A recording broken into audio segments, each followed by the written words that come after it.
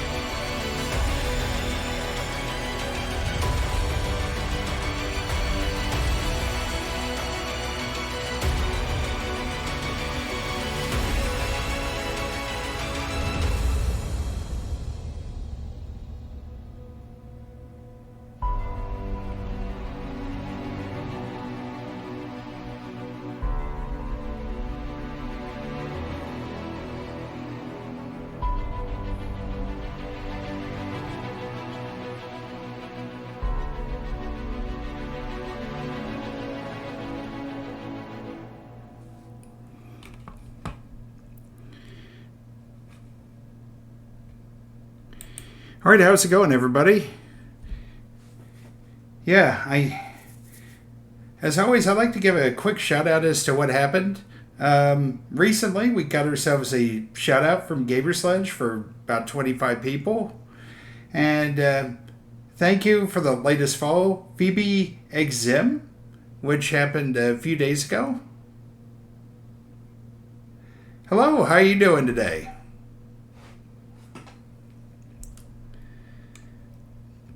And I'm very glad to hear that.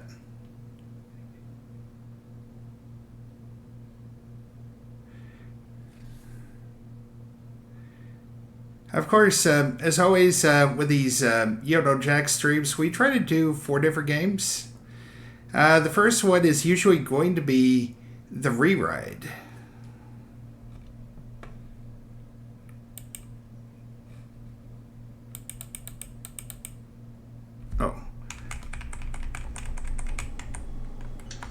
This would be my point to do this, since I'm a little behind. Oh, okay. Well, I'm glad to see that. I've been doing a lot of I've been trying to do a lot of YouTube of late.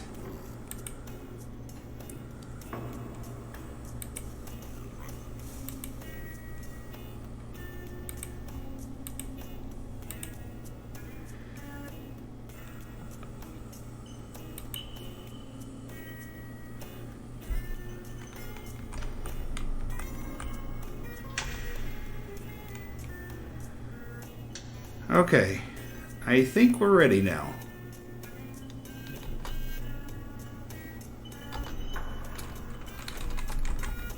Let's see if I can spell correctly. There we go.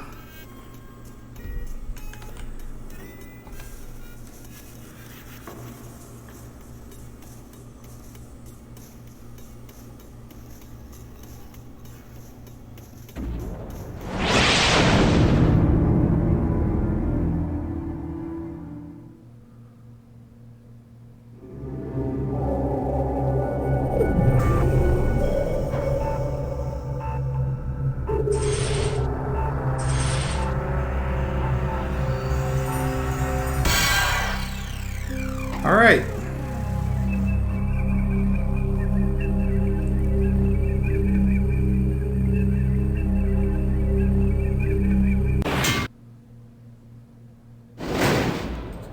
Oh, hello. Thank you for joining us on the Reride. One player. It's always a treat when things can get close and personal. Is this your first time on the Reride? Nope. Very good. It is always nice to be face to face with veteran quizzers. As you no doubt know, these are your buzzers. That'd be the spacebar to enter. Please allow me to remind you that this is a non-profit fan project in no way associated with Jackbox Games. Good luck on your ride. Meet you at the bottom. All right.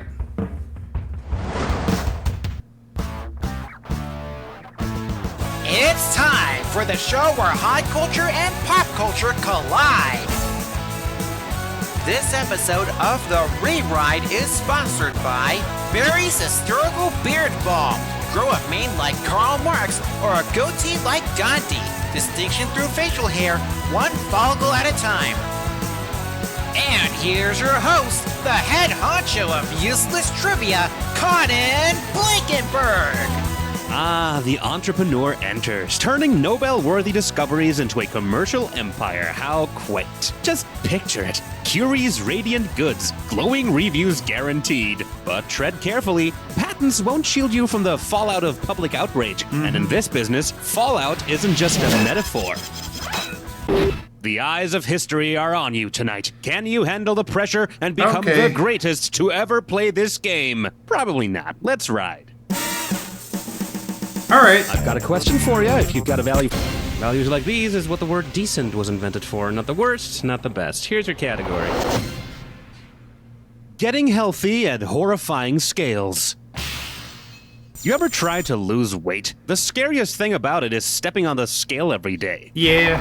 Suppose you buy a Muda scale to convince yourself you actually are losing weight. If you step on the scale and it reads 1.0, what have you lost? Control of your bowels, your ability to see color, a massive amount of blood, or your hearing. Muda.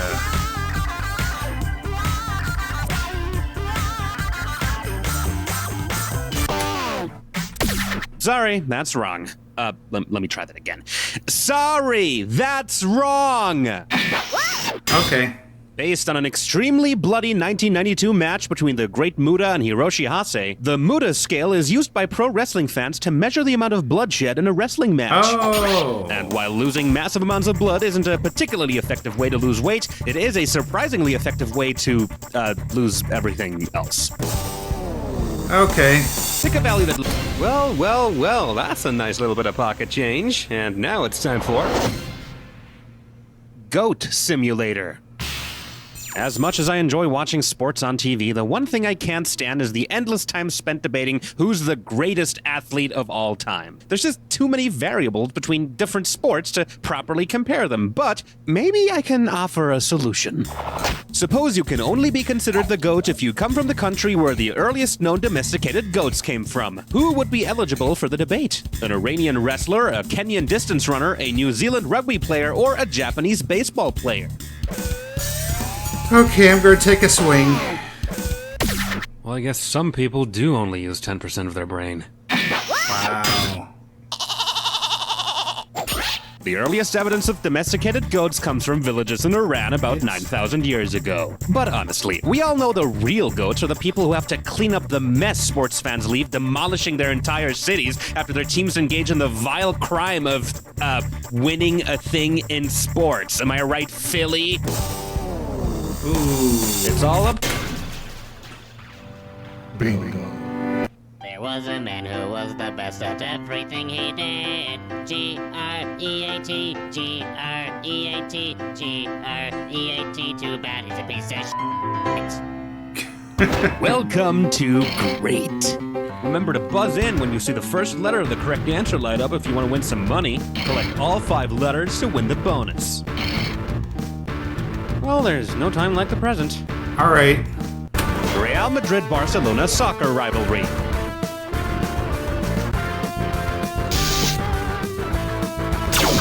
El Clásico. Okay.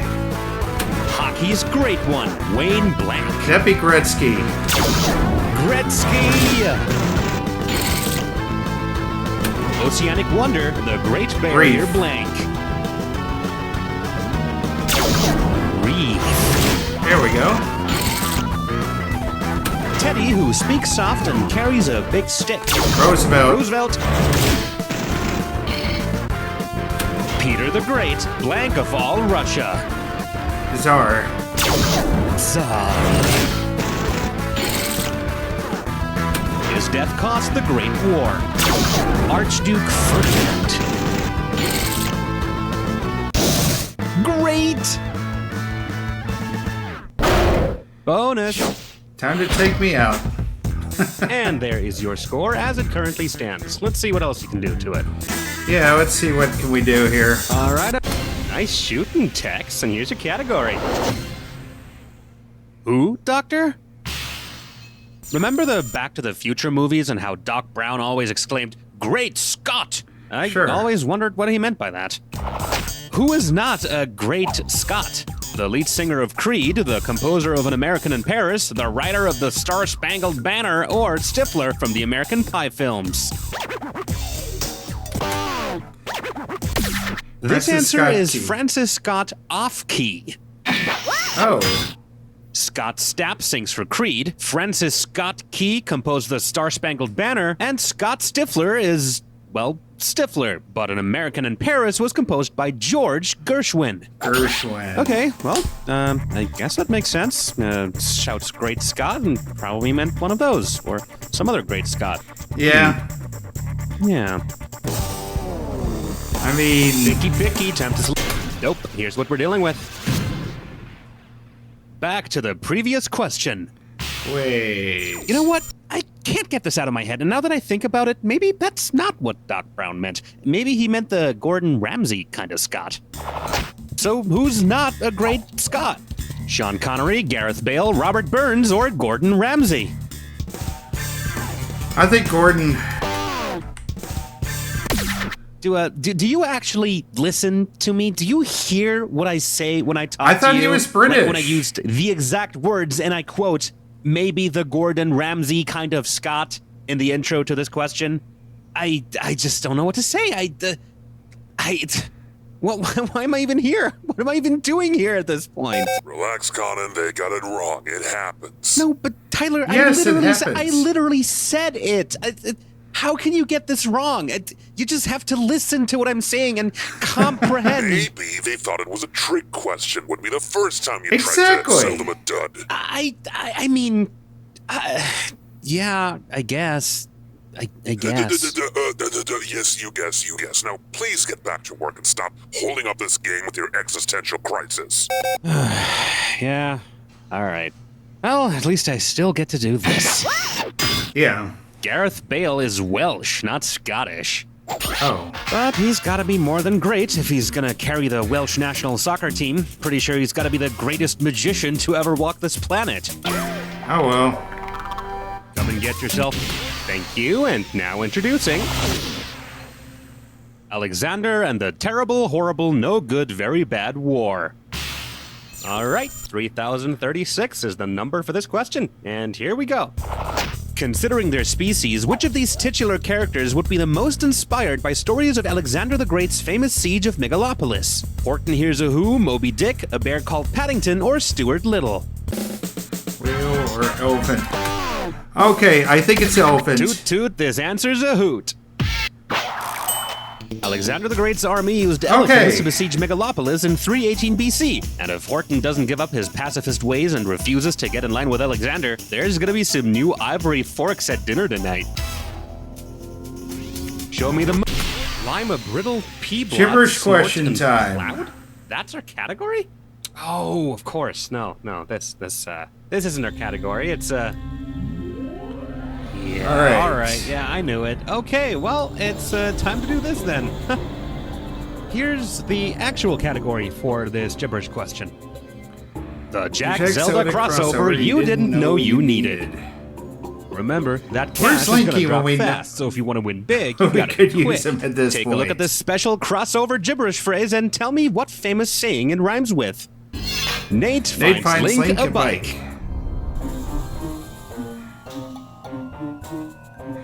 Nate finds Link a bike.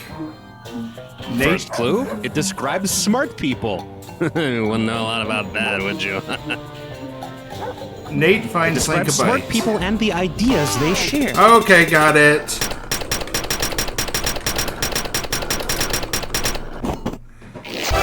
There you go. Great minds think alike, but fools seldom remember that the saying ends with, but fools seldom differ. Oh. If authors select value, it's easy as... Oof, ouch, owie. Here's your category. Okay. L. Gatsby Tea. You know how the book The Great Gatsby takes place in the villages of East Egg and West Egg? Well, sure. According to LGBT slang, what would happen if Jay Gatsby, resident of West Egg, cracked his egg? He would lose his virginity, he would realize that he's a woman, he would get a vasectomy, or he would go vegan and stop wearing wool.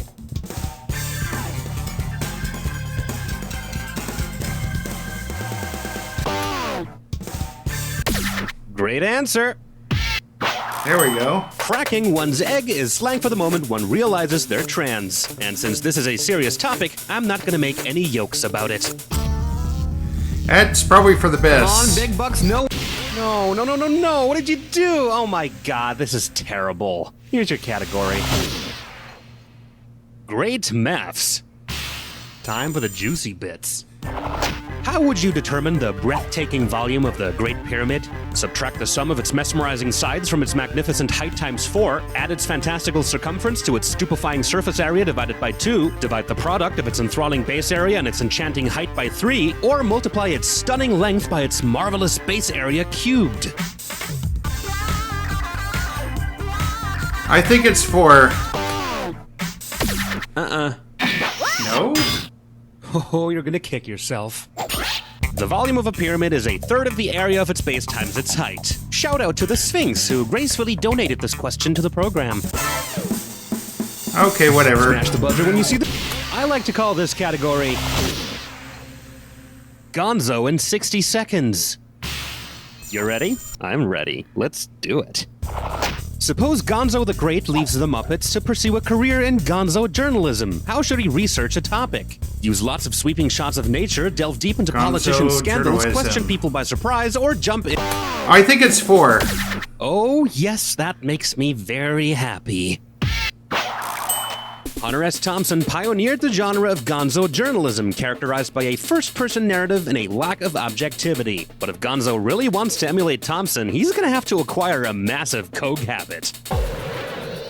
Yeah, it's gonna be kind of Value time, difficult. let's go!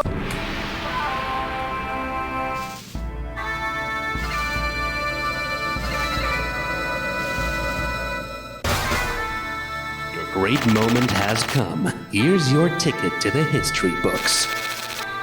The Great Jack Attack.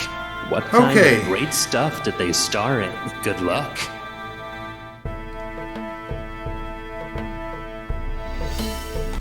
The Great Escape. Okay, it's films and TV series with great in it. I think, yeah, The Greatest Showman.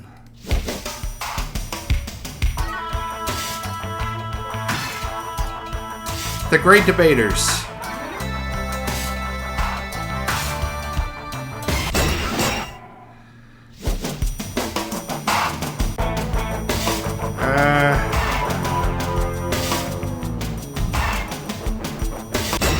World's Greatest Dad. Yeah, that's right.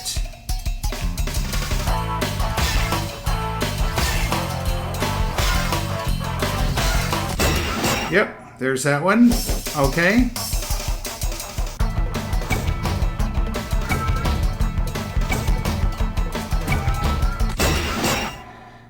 Cool.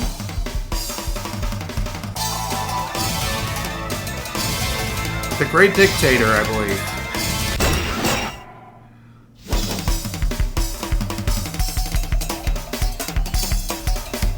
Yeah, the Jack Attack saved me.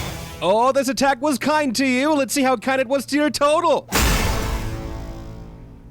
Whoop-dee-doo. Pat yourself on the back, because no one else is here to do it. True, true.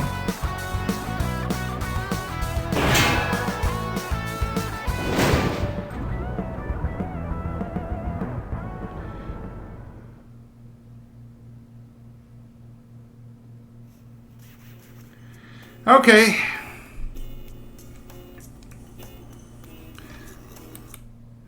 Sounds like a good time to do this. All right. Wait. And that was a newest episode of Yodo Jack, the rewrite. If you like what you saw, be sure to hit the notification bell, the like button, leave a comment below, spread the word. Thank you for watching. You all have a great day. All right. I'm going to take a quick break before we're going to go ahead and take a bit of a break before we move on to the next game, about 90 seconds or so. So hopefully you'll all be back when you come back, and we'll get to that Jack wheel. See you then.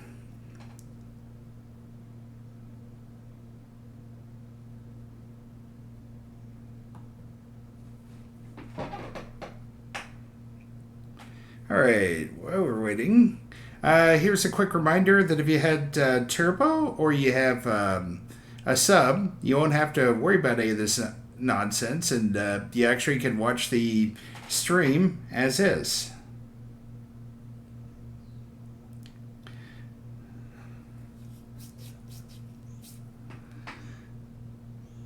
Do keep in mind, however, that we're just...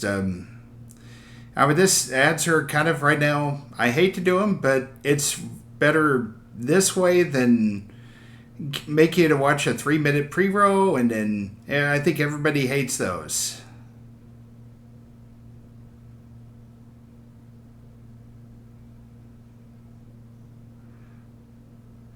So without further ado, yeah, we're going to be, let me go ahead and get things set up for the next thing. There you go. You see the wheel right there? We're going to be spinning it.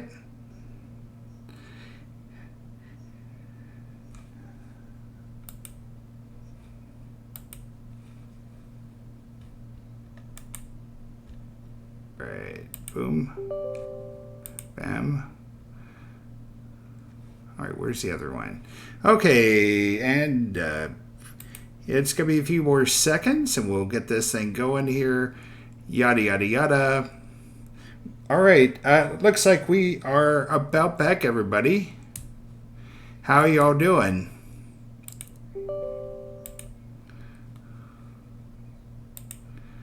Okay, let me get back to that wheel. Kind of just trying to make sure everything is ready to go. All right.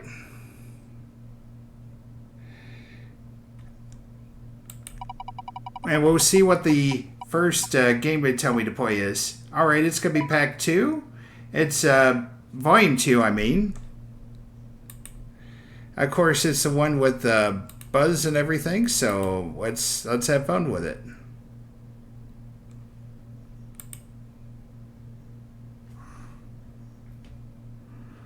Okay, let me see here. All right, just need to find you. Okay, there we go. 60 seconds.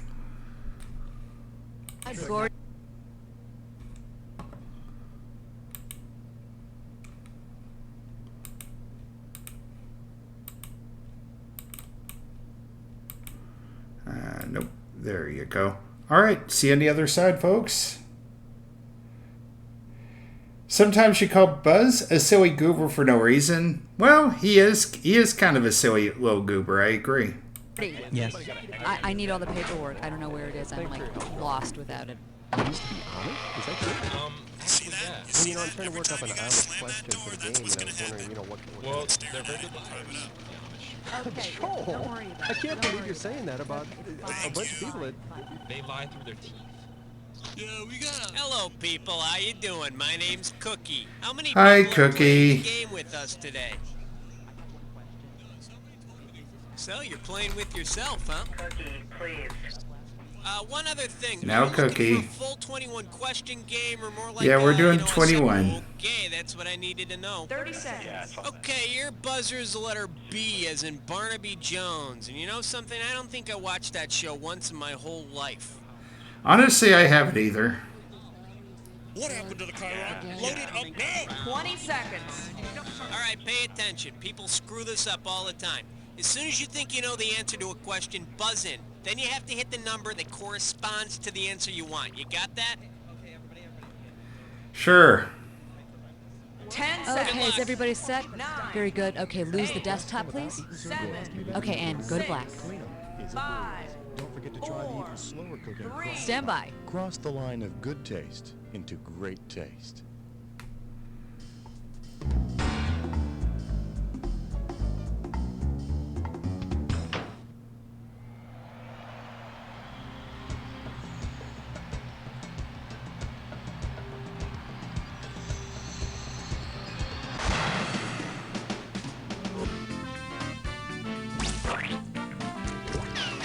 It's time for the show where high culture and pop Okay. culture collide. Hey, It's a brand spanking new bright-eyed bushy-tailed just in from the manufacturer contestant. Pleasure having you on the show. The game of solitaire. I gotcha. Hey, I'm here alone too, so let's get it on.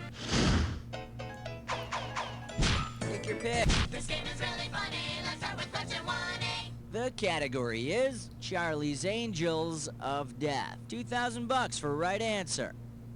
Let's say Charlie decides to change the Angels' job description a bit. If the Angels were armed with horrible afflictions and hunted down evildoers in the afterlife who had escaped justice while on Earth, what would be the best new name for the Angels? Charlie's Fates, Charlie's Furies, Charlie's Maenads, or Charlie's Graces? I think it's the Furies. The Furies were the 3 Greek goddesses of vengeance. And if I had my way, they'll also make Kate Jackson rue the day she ever left that show. Come on, we need a category. Here comes question 2. It'll make you feel brand new. Category. Ant bees and goober peas. And this one's gonna be worth $1,001 bills. All right. Okay, take a shot at this. To which of the following biblical personalities would Barbara Floyd from TV's The Andy Griffith Show? Okay, it would be Oh, Samson. Samson's long hair was the key to his strength. And as the town barber, Floyd's scissors are the key to his. Okay, pick a category. You and me, baby, makes me. And this question's category is screenplays that never become movies. This might be a hard one. $3,000. Okay, Oh, imagine that this. could be You finally tricky. get a chance to pitch your screenplay idea to a major Hollywood studio. Your story is about some famous siblings who confront issues of crime, ethics, and disco in 19th century Eastern Europe. To summarize your idea, you could pitch the story as what? The Bee Gees meet the Brothers Karamazov. Oak Ridge Boys meet the Hardy Boys. Sister Sledge meets Sister Carrie. Or Family Ties meets the Manson family. I think it'd be the Bee Gees and the The Karamazov. Brothers Gibb meets Dostoevsky's The Brothers Karamazov. But instead of killing their father, the brothers are killed by mobs of angry record buyers. How about it? We need a category.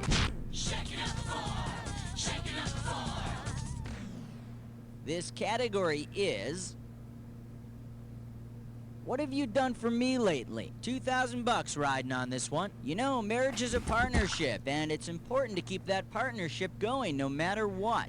All right. The wife of biblical character Lot still help around the house after her little accident. The kids could Oh use her my for charcoal God. sketches. She could give milk, she could season the stew, or she could open a locust ranch. She could always season this too. During their escape from the city of Sodom, Lot's wife looked back at the destruction and was turned into a pillar of salt. So, when Lot says he's cooking with Old Salty, his family thinks some sailor's coming over. Alright, go ahead and pick one. You don't know Jack. The category. And I never got a picture. This one's gonna be $3,000. Okay, bow your heads and listen to this eulogy, damn it. Even though it was the lowest body of water on Earth, its neighbors, the coast of Israel and Jordan, highly regarded this salty lake. Whose eulogy is being delivered? Death Valley, the Black Sea, the Dead Sea, or I the believe it Salt would be Lake? the Dead Sea. The Dead Sea really is. There's no proof, but doctors suspect a sodium diet contributed to its demise. Okay, pick a category. Oh, this is really big. This thing is huge. Alright, next up. Very old and turning to the bottle. Very old Okay. and turning to the bottle. And this one's worth $2,000. Okay, time to peel your eyes. Look at this picture and tell me what would be the best name for this structure. All right. Leaning Tower of Pisa, Leaning Tower of Lisa Lisa, Preening Tower of Pisa, or Leaning Tower of Mother Teresa. I think it would be Weaning. The Leaning Tower of Pisa. Good job. Keep getting them right and you'll be the wiener. Really? We need a category. The 7 o'clock news with question 7. The category is a report card full of A teams. Get it right, get 2,000 bucks. Hooray! It's your college graduation. If the BA on your diploma stands for the same thing as the BA and BA Baracus from the A team, and what did you earn your degree? Big arms, bad attitude, bright amulets, or bodacious artillery. That'd be bad attitude. BA stands for bad attitude. Guess you shouldn't have referred to all your professors as fools. Well, I mean, they kind of are, though. Here's why we hate number 8. This one's gonna be getting goosed. 2 G's for a right answer. I love rifling through the police blotter. Check this one out. Suspect wanted for sexual harassment, nevertheless described in sweet terms. Suspect fled scene when approached by a group of males. Who is the suspect? Wee Willie Winky, Georgie Porgy, Bobby Shafto, or Simple Simon? I think it's Georgie. Georgie Porgy, putting in pie, kissed the girls, and made them cry. Then they all took karate classes and kicked Georgie's ass. Alright, go ahead and pick one. Uh-oh, press futs with mind or... Gibberish question. It's time for Linger Kiss Don't Stop. The category for this gibberish question is... Susanna Hoffs gets mad. This gibberish question starting out at $5,000. Alright, I'm taking cash away every second and a half, so the faster you are, the more you score. Okay, now tell me, with what location does this rhyme? The Cur blew a guy bangle, and remember... The Cur blew a guy bangle. The Cur blew a guy bangle. Oh! Okay, I think I got it.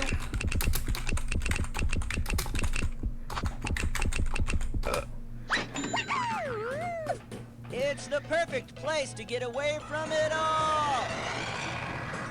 And that explains why we don't see Buzz anymore. Okay, pick a category.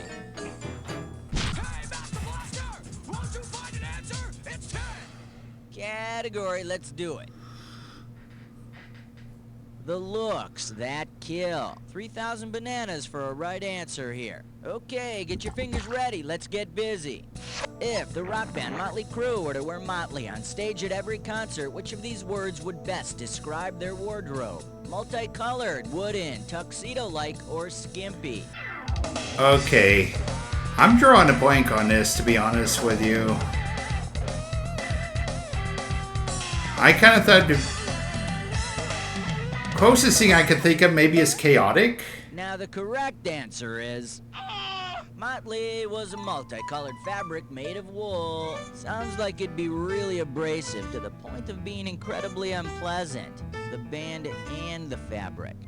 Okay, round 1 is history. Let's move on to round 2. Now remember, round 2 means double the value of the questions, which means more cash won or more cash lost. Let's go.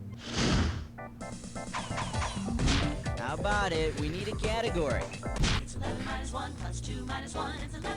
And we call this one a Very Brady Coronation. A right answer gets you $6,000. All right, here we go. Imagine that Henry VIII marries Carol Brady instead of Catherine of Aragon. What is it about Carol that is similar to Catherine and will probably lead to her beheading? She's suspiciously close friends with Alice. She's already been married. She only bears daughters, or she wears bell-bottoms. It's the fact that she only bears daughters. King Henry got angry when Catherine of Aragon wouldn't give him a son. So, if Carol loses her head, I hope it at least gives Marcia a little perspective about her swollen nose. Take your pick. What do you say? 12. Celebrity voice impersonated. Okay, coming up, this category is... General Lee crosses the Atlantic. We got $4,000 on the table. All right, let's do it. Fingers ready. Here's one coming at you. If Bo and Luke Duke were invited to a formal English dinner party and were introduced as the Dukes of Hazzard, how should their host address them? Your Royal Highnesses, Your Graces, Lord Bo and Lord Luke, or Sir Duke Duke and Sir Duke Duke? I hope I'm remembering this correct in saying it's 3. No. It was Grace, wasn't it? Too bad you didn't choose this. According to proper English etiquette, a duke or duchess is addressed as Your Grace. Of course, once they start hee-hawing it up by whipping peas across the table, they'll be escorted out of the party in disgrace. Also, who won the Revolutionary War? Huh?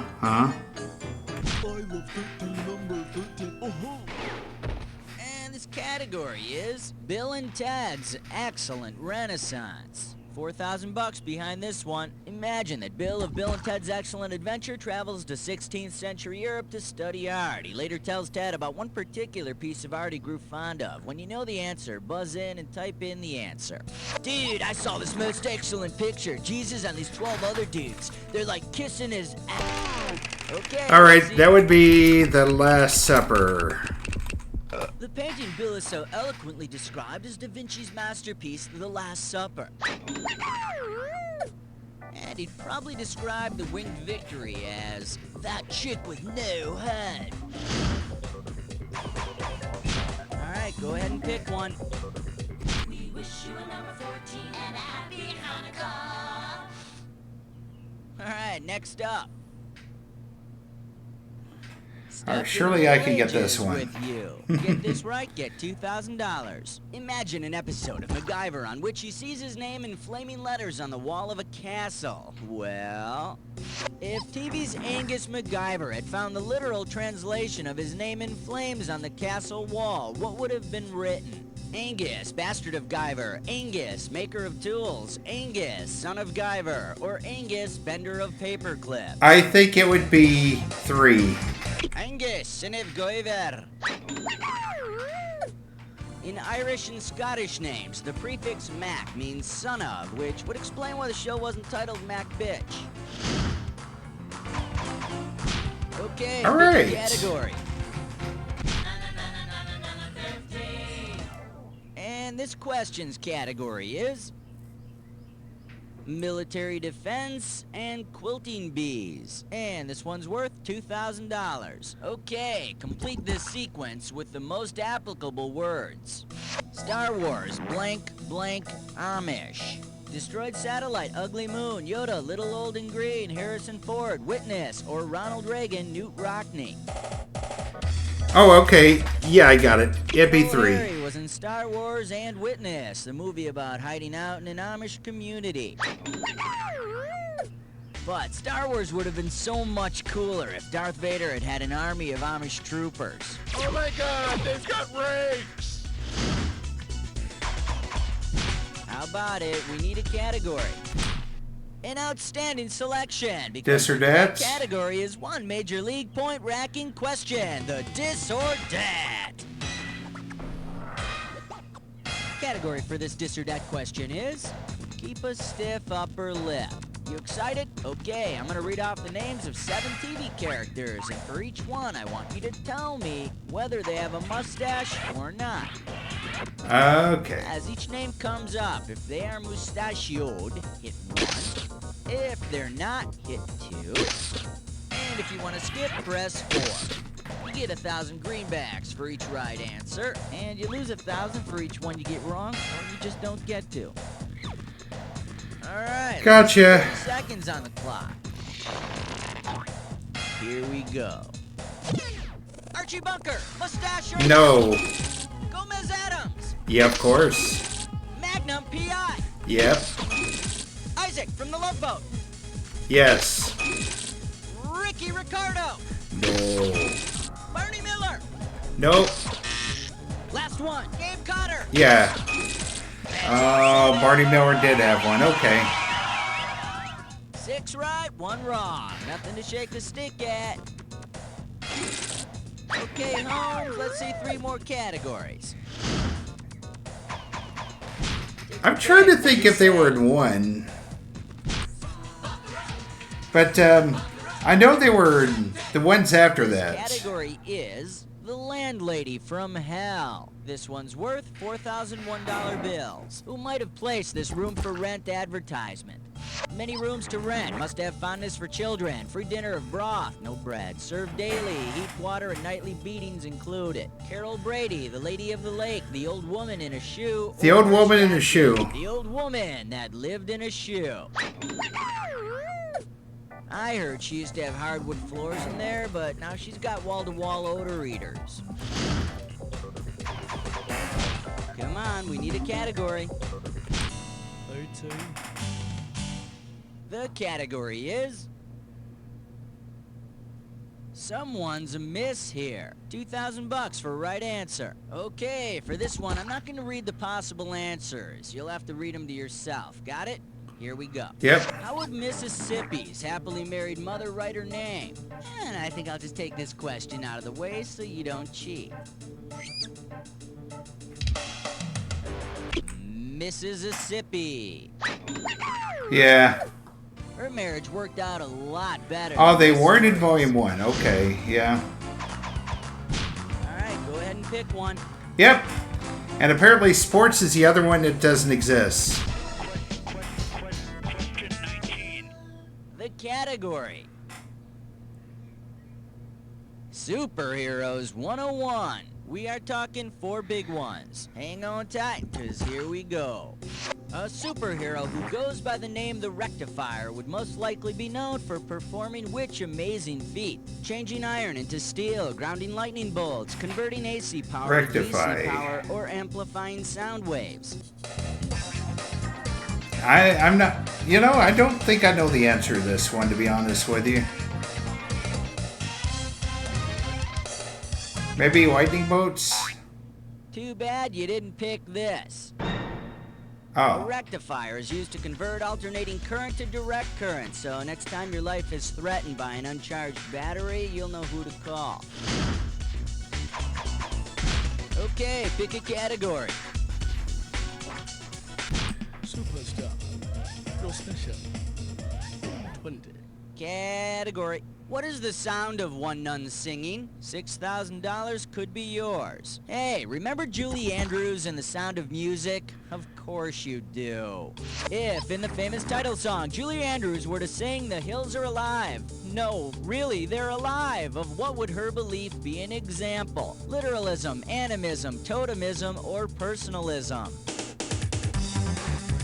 I think it's literalism.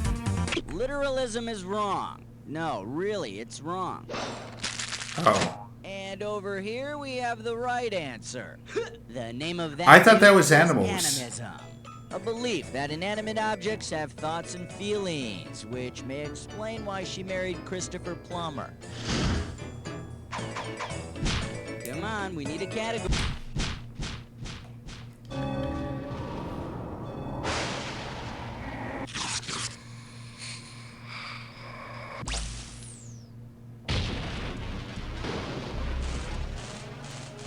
Time for the attack. Soon as you see 2 words on the screen that match, hit your buzzer. $2,000 if you're right, 2,000 off if you're wrong. But do not forget, not just any match works. Remember the clue. It's got all right. that fits this clue.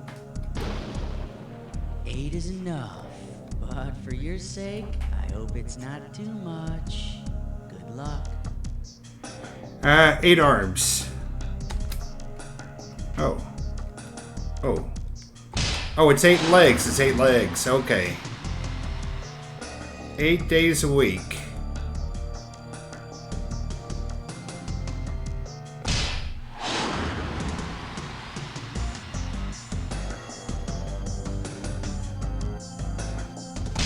Eight notes.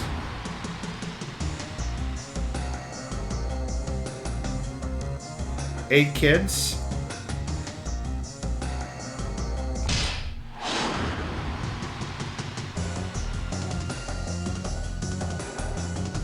Maybe it's moods. It is moods, okay. Right? 8 bits. There. Crap. Chanukah, 8 days. Yep, 8 days of white. There you go. Very nicely played! Let's see how you affected your final score! That's the game! Man, your score is through the roof, and you better patch that up before anyone notices, because I've already noticed that. You don't know Jack!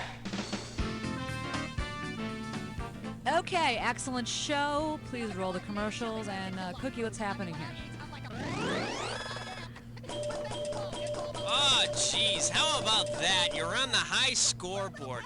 I have 3 words for you. Get over yourself. Who cares? Move on with your life, and then tell me if you want to play again.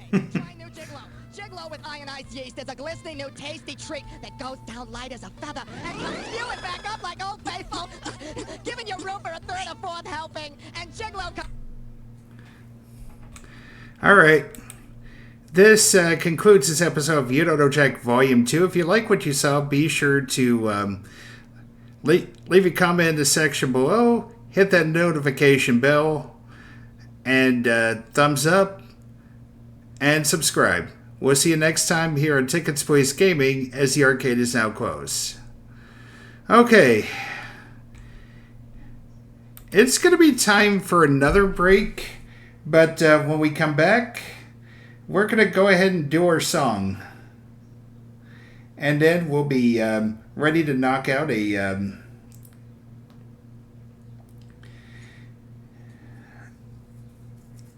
Yep, we're going to go ahead and do our song of the day. And then afterwards, we're going to do the third game.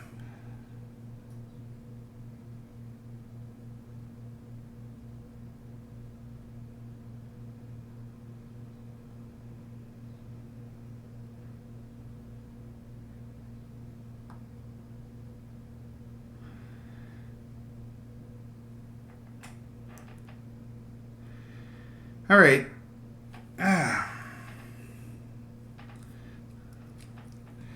I think I may just need to get some water real fast. Moved it, everything's ready to go. Any...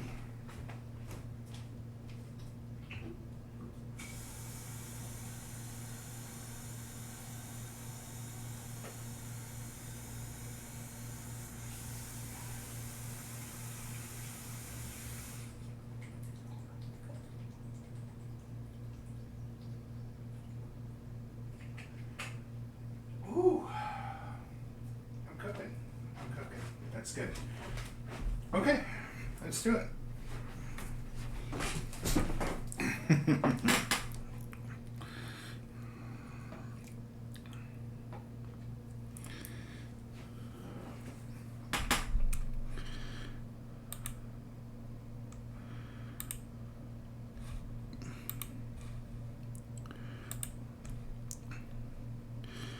All right.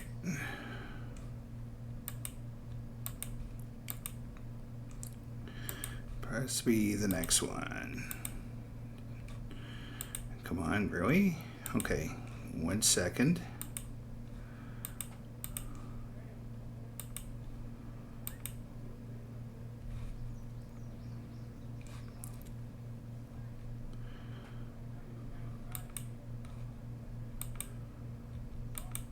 There we go. There we go. Okay.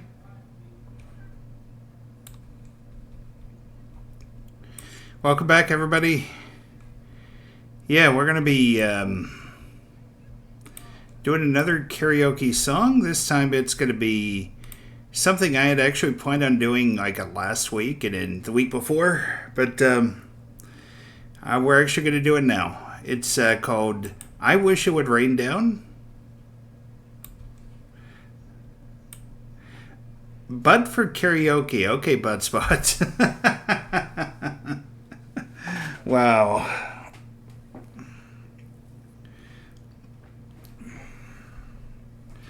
By none other than Phil Collins.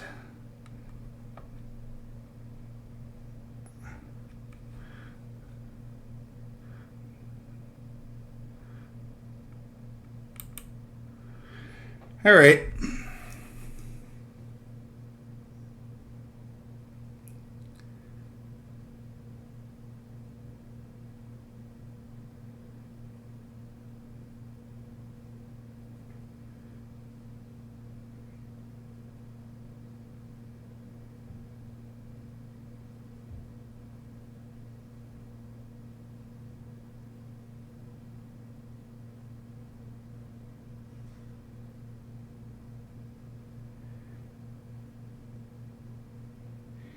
You know I never meant to see you again, but I only passed by as a friend. Yeah.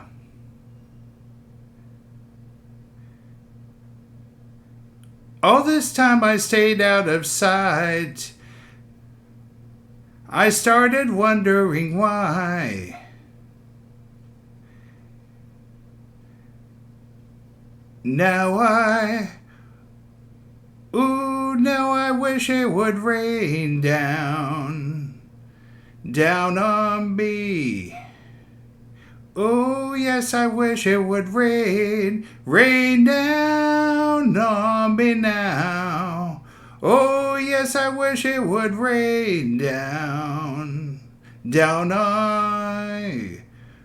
Oh, yes, I wish it would rain on me.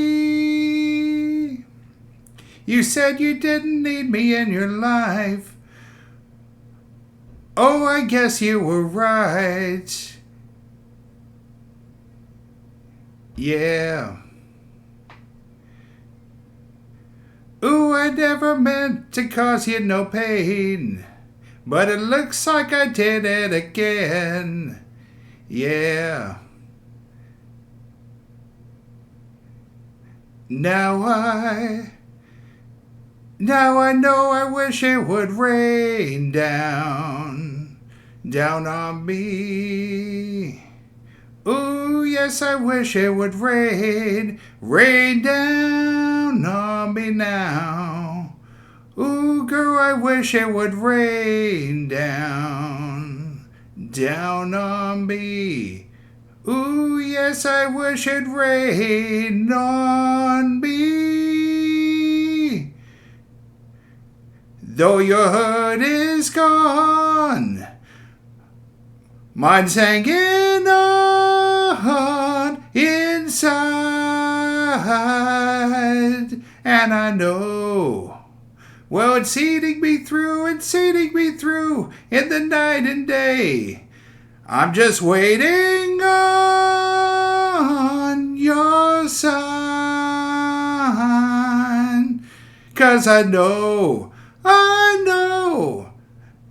I never meant to cause you no pain, and I realize I let you down. Oh yeah, but I know in my hearts of hearts, I know I'm never gonna hold you again. No. And now I know I wish it would rain down on me. Whoa, you know I wish it would rain down on me now. Ooh, yes, I wish it would rain down on me.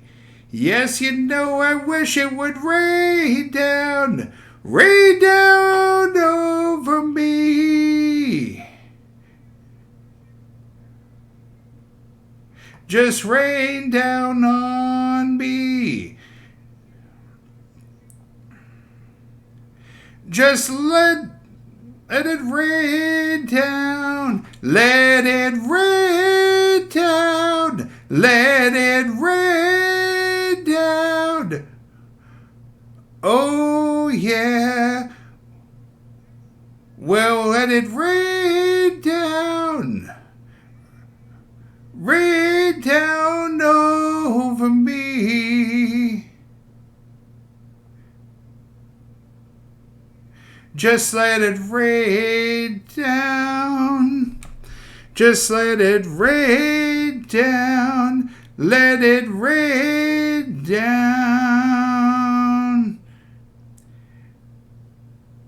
Just let it rain.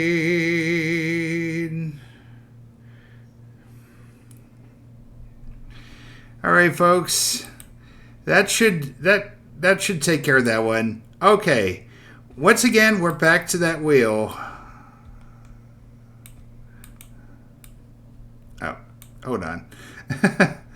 Yeah, that thing's a little bit tricky, but we'll put it over here again.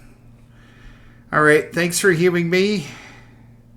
And now we're going to start doing the next part here, which will be spinning the wheel and seeing where it leads us. We did the reride, and then we did volume 2. We don't do reruns. All right, we're going to TV next.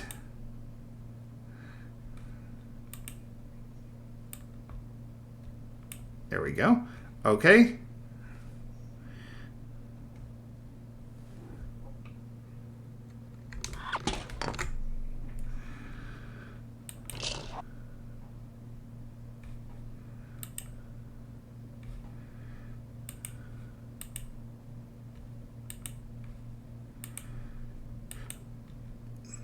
There we go. Okay. Yeah, it was pretty close, Lost Code. Unfortunately, I've not been able to figure out how to fix that thing yet. I tried to do it earlier, but was able to get it working once, but that was it. 60 seconds. All right, focus, people, focus. Roger. No, not just the cameras. Everybody focus for a minute, all right? Hold your horsey, I'm getting it, okay? You ever see a picture of one? Alrighty, Raul here. Need you to count off. Tell me how many people we have playing. Just the one. Hey, don't worry. We'll be your designated friend. Go ahead and type in your name. Oh, yeah. Do you want a 7-question tournament length game or a full 21-question full game? Thank you. We're doing the full one. 30 seconds. Your buzzer is the letter B. Yeah, B as in it definitely will be. Definitely will be Schmitty here. 20 seconds. Hey, something wrong with the chroma key, or is Schmitty just holding his breath again? All right, listen up. As soon as you think you know the answer to a question, buzz in. Then you have to hit the number that corresponds to the answer you want. You got that? 10 seconds. All right, hey, 9, good luck out there. 8, 7. Okay, 6, here we go. Lose the 5, desktop. 4, All right, go to black. So keep an eye on your local birth announcements and hop on the Black Market Baby Roadshow tour in a city near you.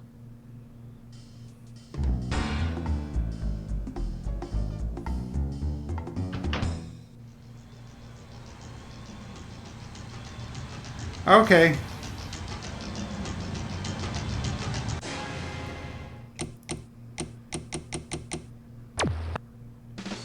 It's time for the show where high culture and pop culture collide.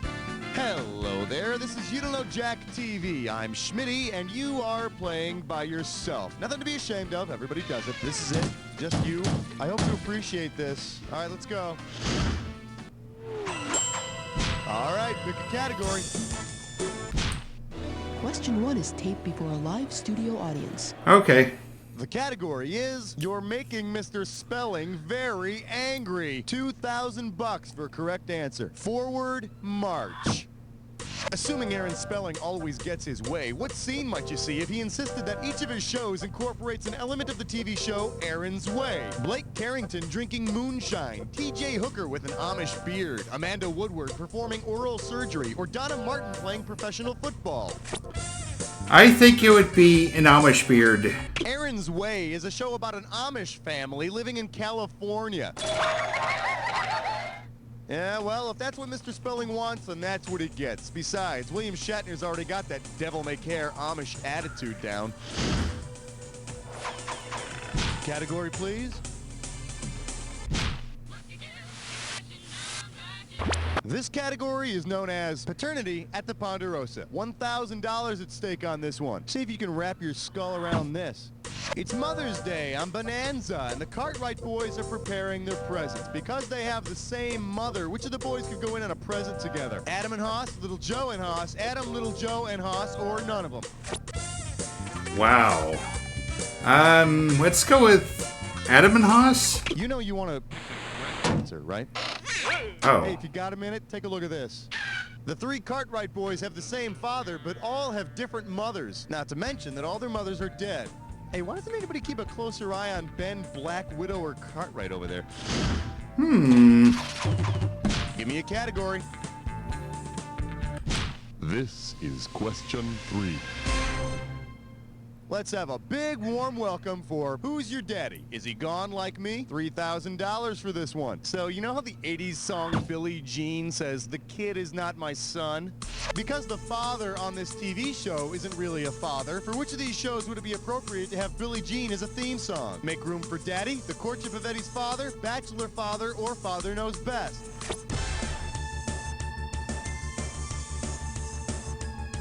Bachelor father, an unmarried father on 50s TV? Hardly. Bentley Gregg is Kelly's uncle. Hey, there you go. You know, Bentley should give up his bachelor attorney's life and settle down. You know, get married, have a baby. I knew it could have been one or four. Both of those were fathers, and then... All right, I need a category.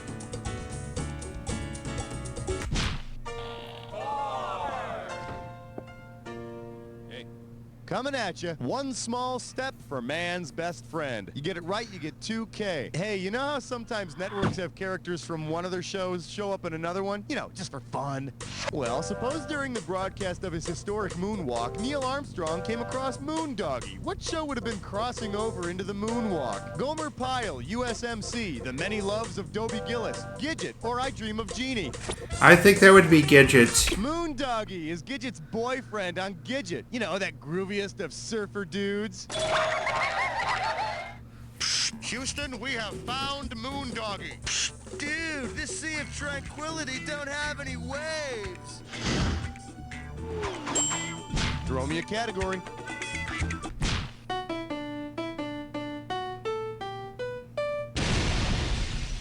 And our special guest tonight, having designs on women. Get this one right, you get $1,000. Put your head between your knees, because we're going down. Say you're introduced to one of the sisters from Designing Women. If you want to use her family name in a pickup line, what could you say to her? You're my only sunshine, baby. The sap is rising in my tree. I think my lemon needs some twisting. Or you can bake my sugar anytime. Yeah, it would be Sugar Baker. The family name of the sisters on Designing Women is Sugar Baker. And if that line doesn't work, try asking her to give you an estimate on redesigning your bedroom. Time to pick a category.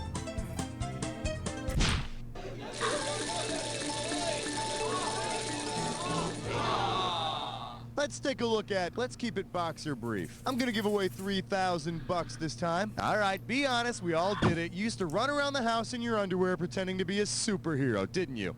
If you wanted to pretend you were the greatest American hero, what would you have to wear while jumping off your roof? Your tighty whities, your nothings, your jammies, or your jumper? Honestly, I don't know. I mean, I faintly remember the Greatest American Hero in that song, but that's all I remember. On The Greatest American Hero, Robert Culp refers to William Katt's superhero suit as the jammies. Of course, make sure your jammies are clean when you jump off the roof. You wouldn't want to embarrass your mother when the paramedics come for you. Category, please. Uh-oh, fresh slut tits eyesore. Oh, it's gibberish time. Let's see if you can make some sense out of this gibberish category. On the set of Saved by the Bell, I'm gonna open the value of this gibberish question at $5,000. Okay, you're gonna have about 30 seconds to solve this thing, but every second and a half, I'm gonna take some of that cash back. Okay, here we go. Buzz in when you can tell me which phrase this rhymes with. The phrase. Screech mode, epithet 3. Screech mode, epithet 3. First clue, you hear it at the end of a commercial. Member FDIC? It's at the end of a commercial for toys. Screech mode, epithet 3. Last clue, most of the stuff is not... Go for it, type in your answer and hit return. Sold separately.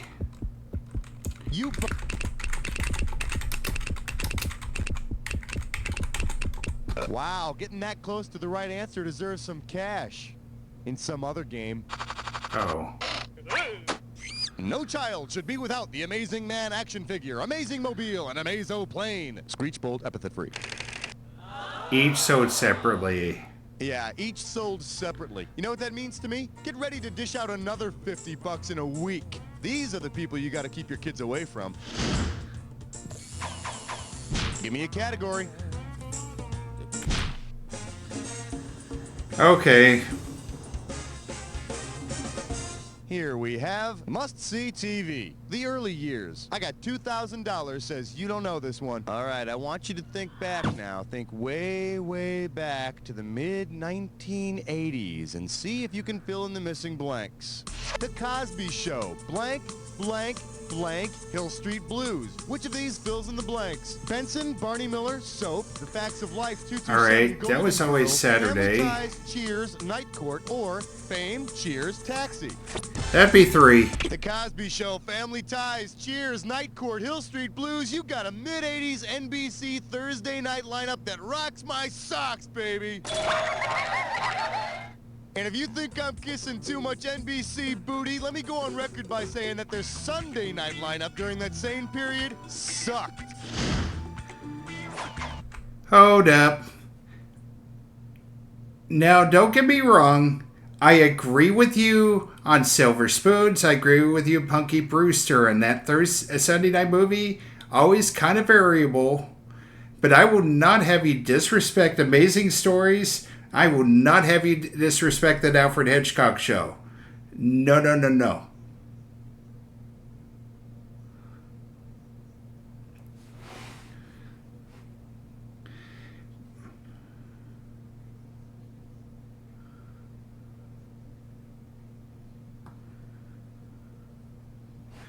All right. Ran over, back into it. All right, pick a category.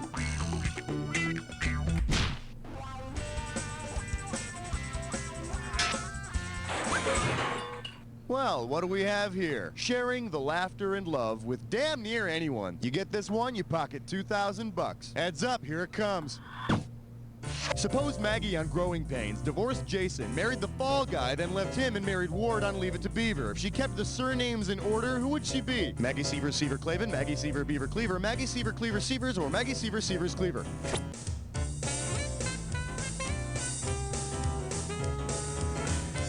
In order, the Growing Pains family name is Seaver. The fall guy is called Seavers, and Ward is a Cleaver, giving us Seaver, Seavers, Cleaver. Try saying it 5 times real fast. Growing Guy Pains Beaver. Throw me a category.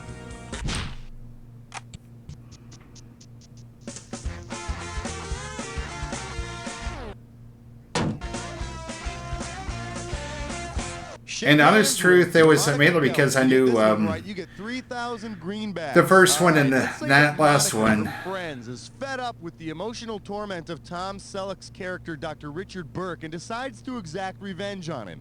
If Courtney Cox's character on Friends had the same powers as her character on Misfits of Science, what might she do to Richard? Psychically command dogs to attack him. Psychically cause an anvil to crush his head. Psychically cause his mustache to explode. Or psychically cause his blood to freeze. Honest truth, I kind of remember Misfits of Science. Well, faintly, but it's not like I've actually watched it. Courtney Cox played Gloria, the telekinetic, on Misfits of Science. That Courtney Cox, always the adorable if somewhat freakish scamp. That's the end of round 1. Don't touch that dial because we're going right into round 2. Don't forget, everything in round 2 is worth double, so heads up. All right, I need a category.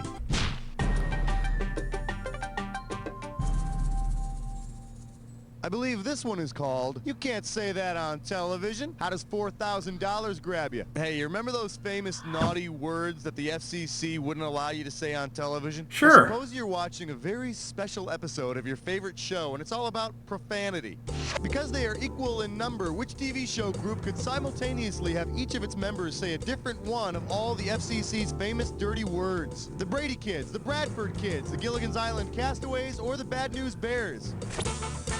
6, 8, 9. It's gotta be the Castaways. You got 7 dirty words and 7 castaways on Gilligan's Island. So that means you got mother Gilligan, the mother skipper too, the mother millionaire and his wife. You got a movie star and all the rest. Did I miss anything? Time to pick a category.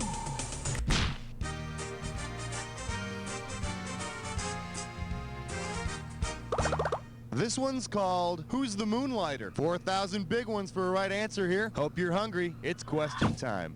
Suppose there were a prequel to Who's the Boss based upon Tony Maselli's career before he became a domestic servant to Angela Bauer. What would be the most appropriate title? Who's the teacher? Who's the baseball player? Who's the CEO? Or who's the crook?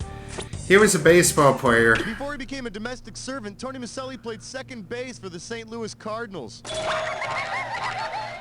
And if you need any more proof that baseball is a slow game, why don't you ask Tony how long it took him to get to second base with Angela? All right, pick a category. 15! 13! For your enjoyment, Watergate and cable TV. If you know this one, you're getting 4,000 bucks. All right, I don't care how old you are, you should remember this, it's important. Back in 1972, G. Gordon Liddy and company were caught burglarizing the Democratic National Committee's campaign office at the Watergate Hotel, remember? Yep. Suppose while being arrested, the burglars had claimed to be cable guys. Since this network also began in 1972, which channel could they have been installing? CNN, ESPN, HBO, or MTV? I think maybe ESPN. ESPN? Oh, it's HBO, isn't The it? right answer. It was back in 1972 that home box office premiered by showing Paul Newman's film Sometimes a Great Notion. Although I doubt that cover would have worked for those Watergate guys. I mean, come on, cable installers showing up? Give me a category. The kookiest digits you've ever seen. Together they're 14. All right, give it up for, well, slap my bottom and call me Sally Jesse. I'll give you 4,000 clams for this bad boy. All right, I want you to take a close look at this picture and tell me, based on an unusual event on the show in 1988, on which talk show might this object appear as a guest? The Phil Donahue Show, Ricky Lake, Live with Regis and Kathy Lee, or The Oprah Winfrey Show? That would be Oprah. In 1988, Oprah dragged in a wagon loaded with 67 pounds of animal fat to demonstrate the equivalent weight she had lost. And there is absolutely no truth to the rumor that Geraldo later used the same prop to demonstrate what his head is full of. Category, please.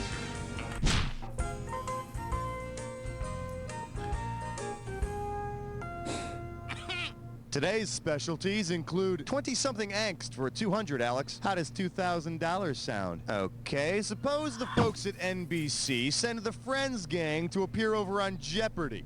Considering the characters' occupations on the show Friends, which of these Jeopardy categories would not give one of them an advantage? Digging for bones, in the kitchen, thespians, or swimming safety? Okay, Ross was an archaeologist. Yeah, it's gotta be None of the 4. Friends is a lifeguard. Joey's an actor Watching and... Rachel take a dip. Now that would be a daily double. What? Oh, what is that would be a daily double? Courtney Cox was a cook in Only a that. category. Yeah, way to choose that category. You're about to take a bite out of a dis or dat. This dis or dat's category name is, they're all black and white on my TV set. Pay attention, I'm gonna read off 7 shows, and for each one, I want you to tell me if it was broadcast in black and white, color, or both. No! Not both! As each title comes up, if it's a black and white show, press 1. If it's color, press 2. If it's both, press 3. And hit 4 if you want to skip. You get $1,000 for each right answer, and 1,000 is taken away for each incorrect answer, and of course any you don't get to. All right, I'm putting 30 seconds on the clock. Let's do it. Bewitched, black and white, color, or both? Both. Bonanza. Color. Hogan's Heroes. Black and white. I Dream of Jeannie. Wow. Color. I Love Lucy. Both? The Munsters. Black and white. Last one. That girl. Color. That's all she wrote. Yeesh. You only got 4 of them right. Well, no surprises here. Let's look at your score. So you wanted a little help then. All right, I need a category.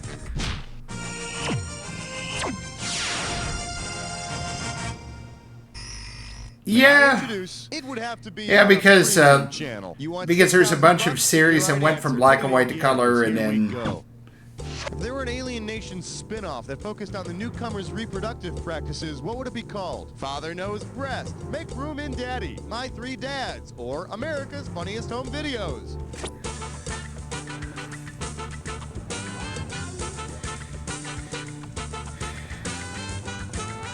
it's definitely tricky. Very tricky. The correct answer is... Those disgusting freaks in Alien Nation transfer their babies from the mama's belly to daddy's in the 3rd trimester. And if that's not fodder for a sitcom on the WB, I don't know what is.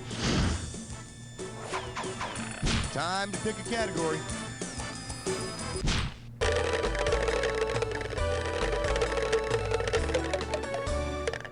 Open wide and get ready for, but Mom, I have to watch TV for homework. 4K coming your way for a right answer. See what you can do with this one.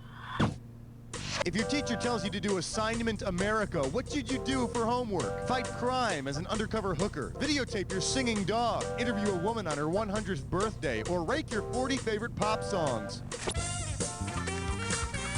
I think it would probably be interview. Good choice, Willard. Oh. Well, that'll make an exciting story, won't it? Assignment America is that specific home video contest they have on America's Funniest Home Videos. And for tomorrow's homework, I want you to bring in a funny tape of your friends and family being seriously injured or crippled. All right, pick a category.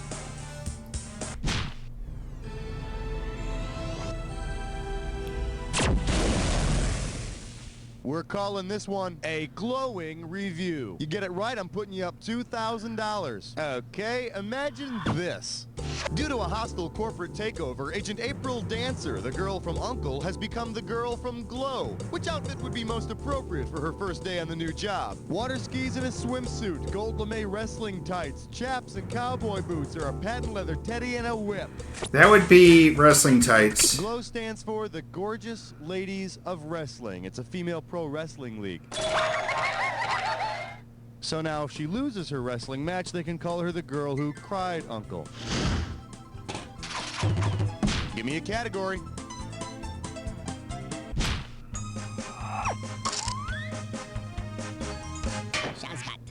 The category, Hot Detectives, brought to you by the letter W. You get a right answer, you're walking away with $4,000. Okay, you know how sometimes shows will have crossover episodes where characters from other shows will make an appearance? I gotta tell you, I hate that kind of bald-faced ratings ploy, especially when it goes wrong. Horribly, horribly wrong.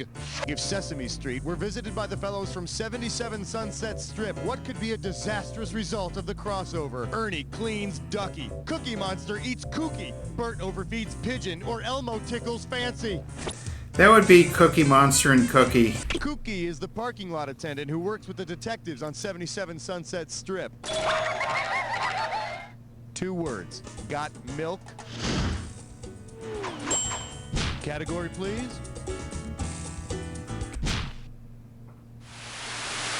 All right.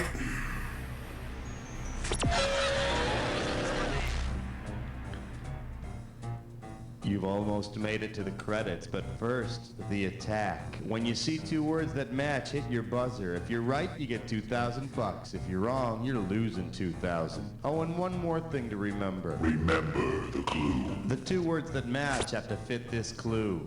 It's mine, I tell ya. Good luck. You're gonna need it. Life.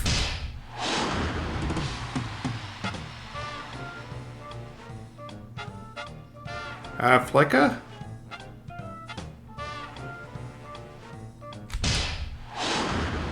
There we go. Blonde?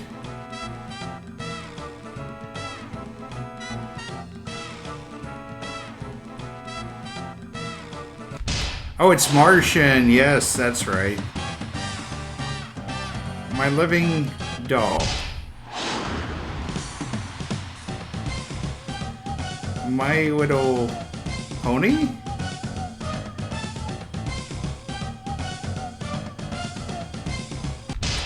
Margie, okay. That'd be Sam. I got this one.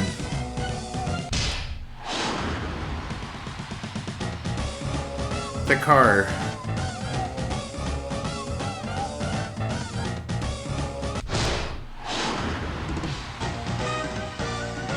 Yeah, baby, you were all over that attack. Let's see what you did your score.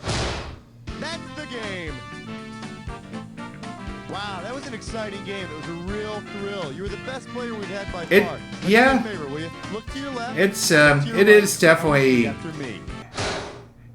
underrated. That's a wrap, folks. Give yourselves a little pat on the back. And Raul, are we doing another one of these? Making the high scoreboard on a trivia game about television. Well, if that isn't fulfilling, I don't know what is. You want to play again, all you have to do is let me know and I'll set you up. Tonight. This week on Zenora, Queen of Battle, Zenora and Janelle are trapped. The rock slide covered the entrance to the cave. We'll have to find a way to keep warm until morning. And supplies are running low. Oh no, the torch went out. We'll just have to grope around in the... Okay. And that concludes this episode of You Don't Know Jack TV. If you like what you saw, be sure to hit that thumbs up button. Leave a comment in the section below and spread the word. This is Tickets Waste Gaming and the arcade is now closed. Alright. I think it's time for one more break. I'll be back in 90 seconds with that last game. And then probably the raid.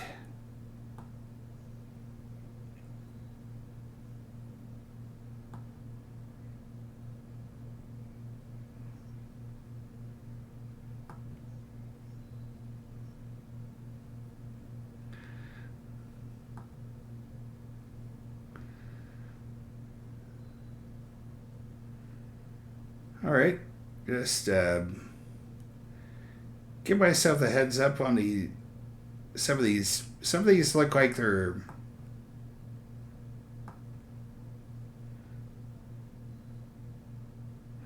okay.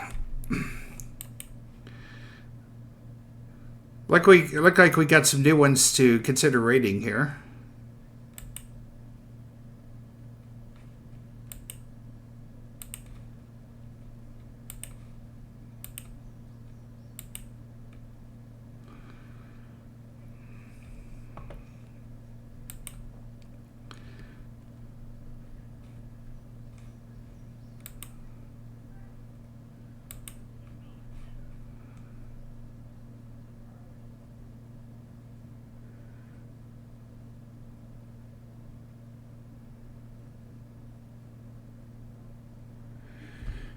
And another reminder that if you got Turbo or and the like, you probably are watching this. All happen is this is going on. So definitely keep that in mind as well.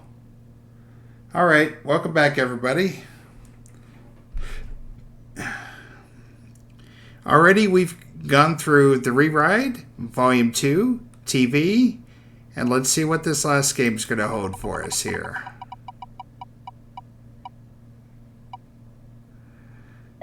We're not doing reruns.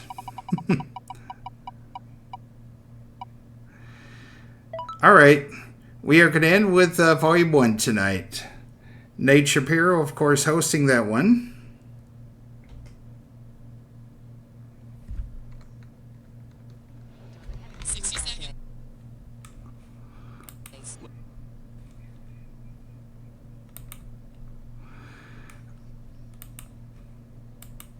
Okay, so it would probably be this one. There we go. All right.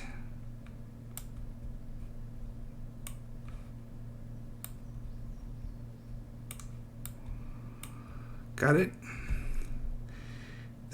Yep, that is correct. Okay, camera 2, can you punch in? You set? It's up to get the emergency doors. Okay, Cookie, I need some names. Hey, look, you do your job, I'll do mine, all right? Okay, everybody, Nate, I need a Listen to what your boss tells you, Cookie. Fat, short, and stout.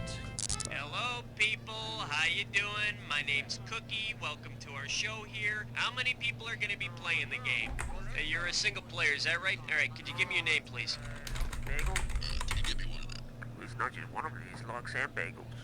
If you have a kidney stone, it's always a good idea. One other thing. Are you looking for a 7-question tournament game, or it doesn't? Gotcha. 30 seconds. Now remember this, your buzzer is going to be the letter B.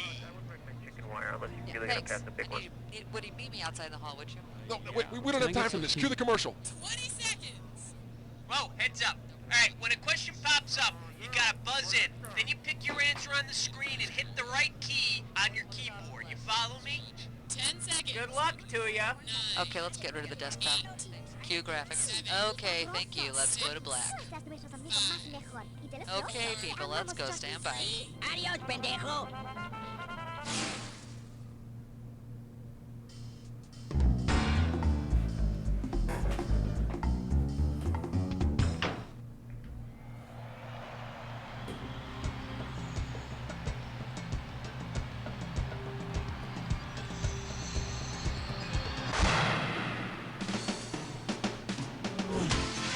It's time for the show where high culture and pop culture collide. Woo! All right. Welcome to the program. Just you and me for this show, huh? All right, partner, let's rock and roll. Yeah. All right, come on, hit me. We need a category. The category behind this question is... Definitely Head Rush is, And this one's going to be worth $1,000. Okay, now... I kind of like what they try to do with it. Advertises that they're showing one of the Didn't always work, movies but in the hey. Star Wars series. But when you Definitely get there, they tell a lot you of they fun. couldn't get Empire Strikes Back, but they do have the less popular Ewoks: The Battle for Endor. Of what business practice is this an example? This would be the good old bait and switch. Bait and switch. I think that's also the process Princess Leia used to get her hair like that.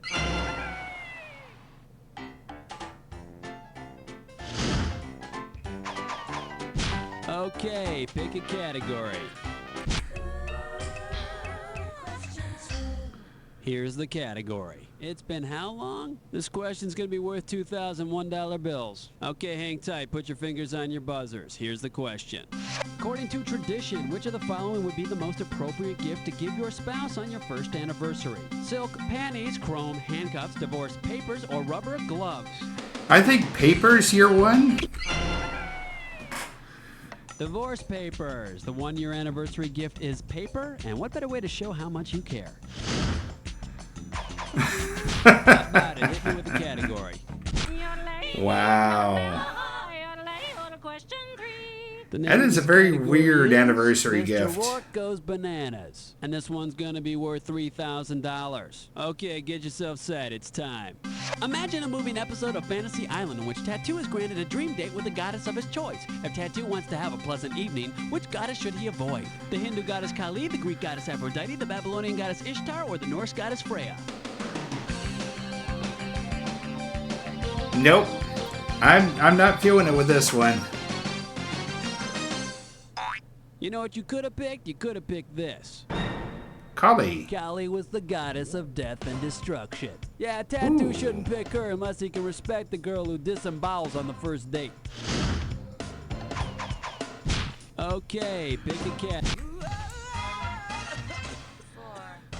The category, all's fair in love and tennis. And this one's gonna be worth $2,000. The tennis term love is a bastardization of the French word loaf.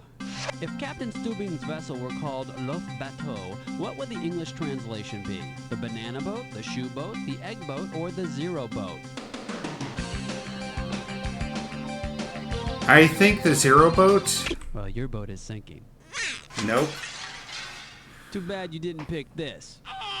The egg boat. I think it could have also been translated to the has-been actor boat.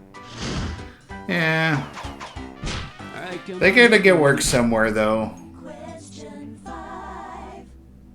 All Alright, let's see what we're doing here. TV Wars. Okay, this one might be a toughie. It's worth 3,000 bucks. Hope you're ready, because here's one coming at you. If they made a TV army, who would be the highest ranking officer? Sergeant Schultz, Hawkeye Pierce, Gomer Pyle, or Steve Austin?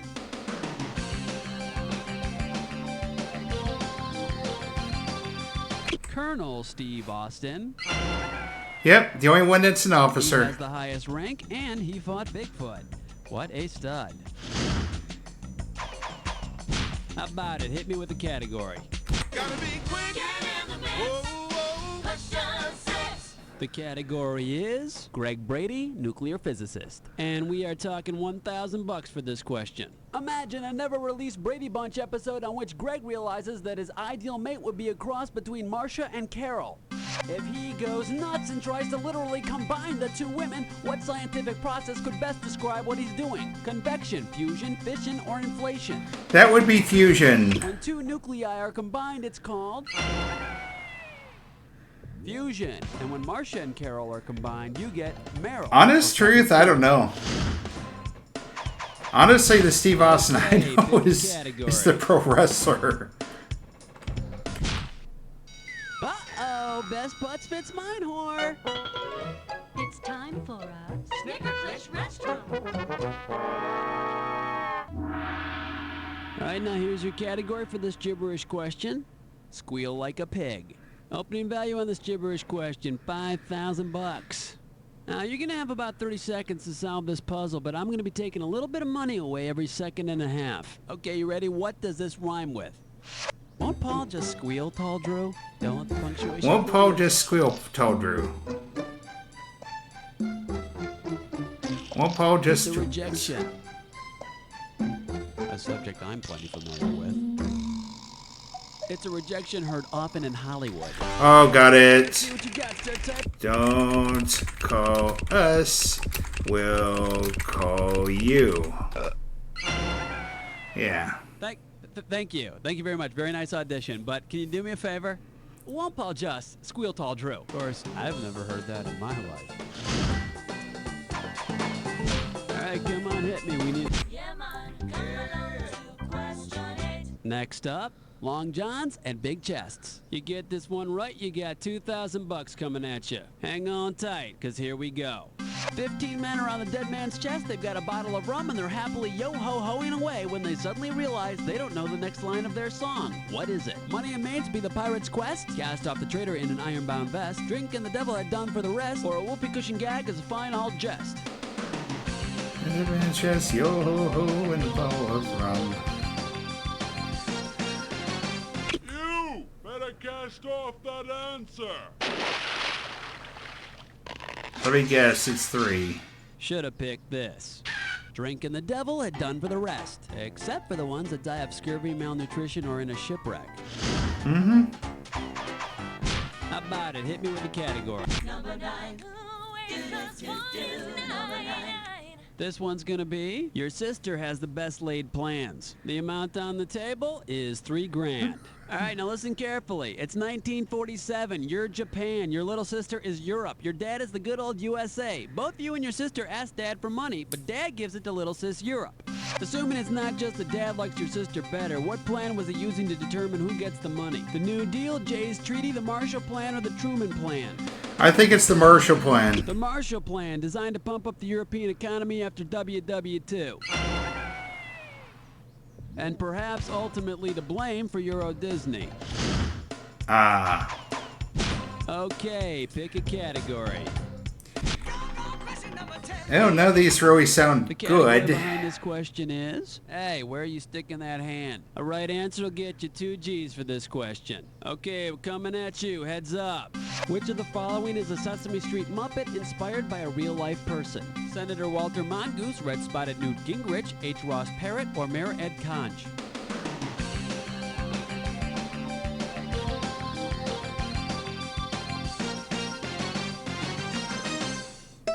Now the correct answer is... Oh. H. Ross Parrott. He's small, he's got a high voice, and he's annoying as hell. Just like a real parrot. Okay, we're at the end of round 1. Okay. Now, on to round 2. Now, Yeah, pick gotta pick it up a little bit here. Round 2 are worth more money. Let's do it. Alright, come on, hit me. We need... And now, 11. The name of this category is In the Prime of Life. And if you can figure this one out, I can pay you $4,000. Okay, get your fingers ready. Let's get busy.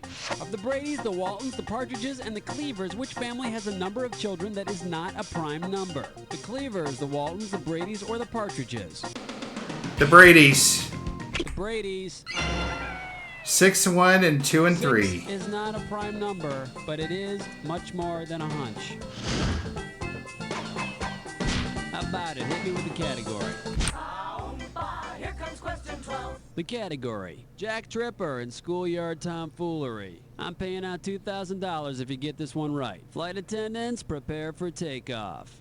Imagine, if you will, a hilarious episode of Three's Company in which the gals gave Jack a budgie. What did they do to Jack? Yank his underwear up to his shoulders, give him a pet bird, stick his head in the toilet and flush, or give him a Oh, they gave him a pet bird. A pet bird. Of course, the question is, what do the three of them do with the budgie? Hey, I don't know. Okay, pick a category. Question 13.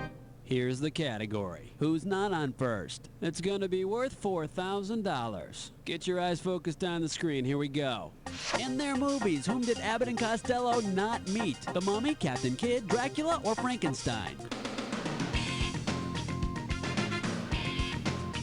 I don't think Captain Kidd. Look straight ahead and say bye-bye. Crap.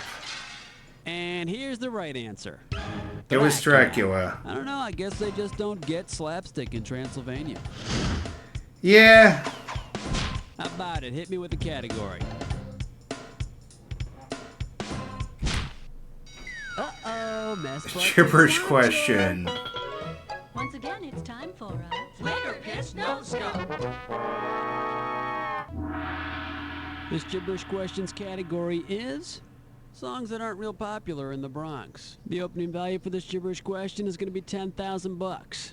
Okay, now remember, the faster you solve this puzzle, the more money you win. Okay, get yourself ready. Here comes the puzzle. What does this rhyme with? Go Trivia Chrome, Scare Marshmallow Foam.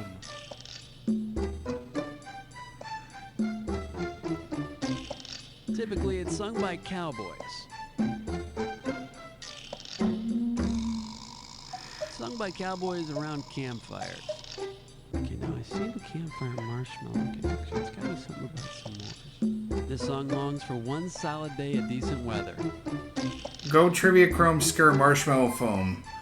Ah, crap. Okay, I think this ought to help you. Hit it. Trivia Chrome, Scare Marshmallow Foam. And a deer in the antelope play. I guess this question was just a little out of your range. Alright, come on, hit me. We need a gift. Oi. Self-esteem, beauty queen, rapture spleen. Here's question 15. The category is everybody's kung fu fighting, but they're not falling down. And this one's gonna be worth $2,000. Okay, let's get this ball rolling. Grasshopper, what is it that wobbles but does not fall down? Tribbles, Fritos, Weebles, or Skittles? That would be Weebles. Those childhood toy delights. Weebles wobble, but they don't fall down. Unless they really hit the booze, then they can be down for 2 days. Okay, pick a category. I've always kind of wondered how many relatives did Jessica Fletcher have? This one's gonna be Cabot Cove and Cove. Because they always seem to be accused of murder when she comes and visits them. Get ready to buzz, cause here it comes. If Jessica Fletcher on Murder, She Wrote becomes a devotee of Fletcherism, what will she do? Go for an icy swim each New Year's Day, chew all her food at least 32 times, remain chaste, or cause mysterious deaths wherever she goes? I think it's 2. American nutritionist Horace Fletcher would have wanted her to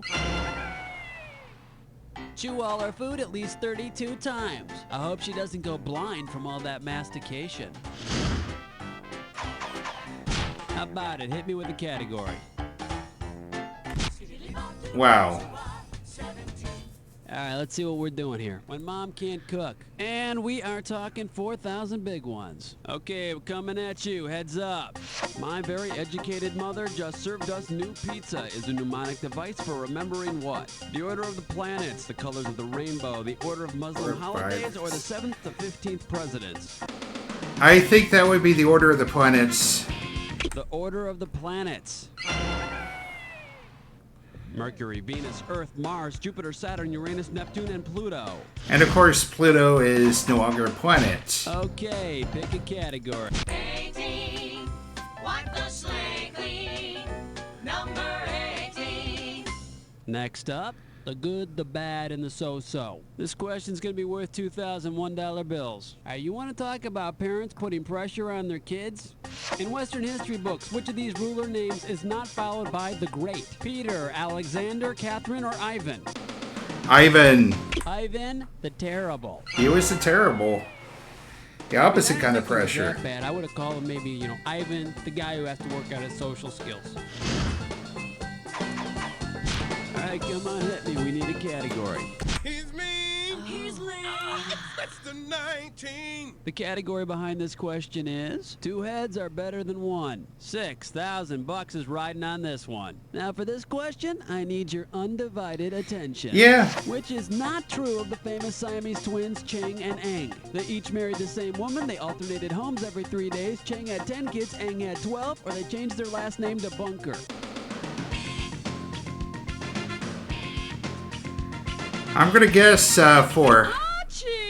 I think that one's true! It was? Here's what you should have guessed. They didn't marry the same woman. Well, I guess they couldn't menage that trois, although technically I'm not sure that is a trois. Okay, pick a category. Question number 20. Here's the category. Acronyms and acronauts. You get this one right, you got $2,000 coming at you. Okay, get yourself set. It's time. According to the New York Public Library, which of the following is not a real acronym for an existing organization? BASS, Bass Angler Sportsman Society, SAP, Socially Aware Politician Society, CALM, Citizens Against Legalized Murder, or FEW, Federally Employed Women? I'm gonna guess it's 3. Try not to do anything rash, but you're wrong. Oh. And let's see the correct answer. I thought this one was obvious. I mean, come on, politician and aware in the same sentence? Okay. How about it? Hit me with a category.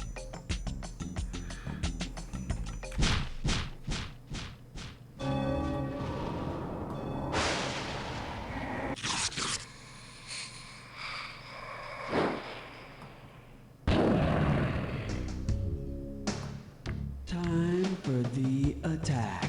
Buzz in when 2 words match, and you got $2,000. Buzz in when there isn't a match, and you lose $2,000. And don't forget, it's not any old match we're looking for. It's the one that fits this clue. What are you afraid of? Are you afraid? You should be. You should be very afraid. Oh, come on. Fear of heights. Oh, wait. Acro.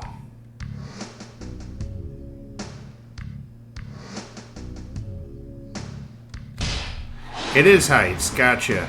Okay. Fish.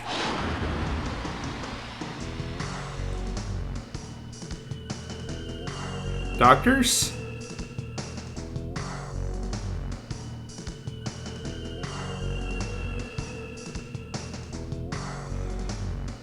Sex.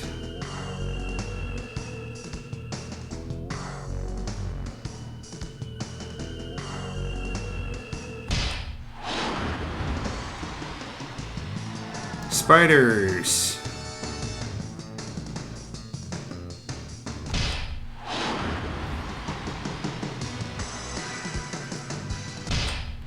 Yep.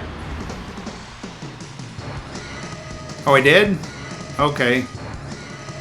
Quarters.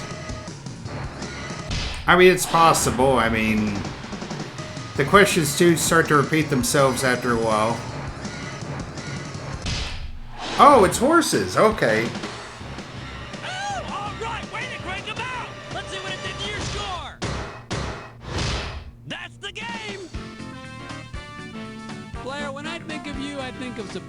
adjectives like great, amazing, fabulous, trivia geek with no social life, stuff like that. But don't thank me, because the real truth is, you don't know Jack. Hey, Cookie, what's the deal with the contestants now? Listen, excuse me, whenever you feel like playing again, you just gotta let me know, alright?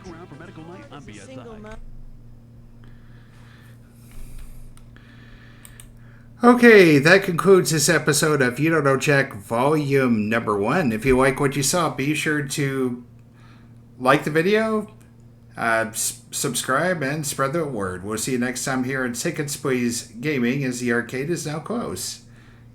Alright.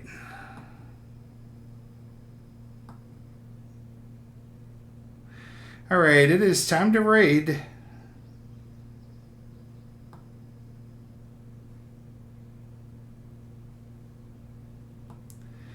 Let's see. I was going to raid this one guy, but apparently I think he's playing something outside of Jackbox right now.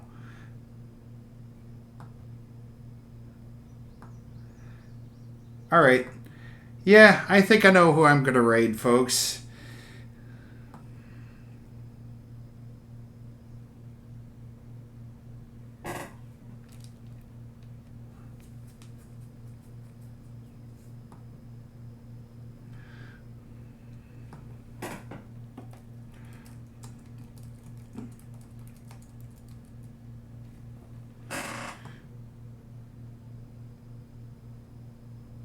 Oh.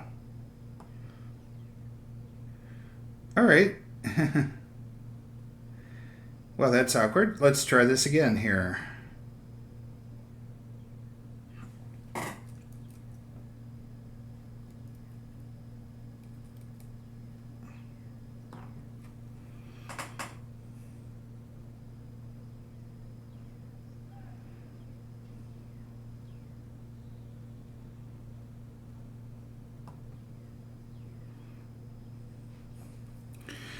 Alright, I will be back Friday for some horror. Something a little different for me. I will see you next time here on Tickets Please Gaming. You all have a great night.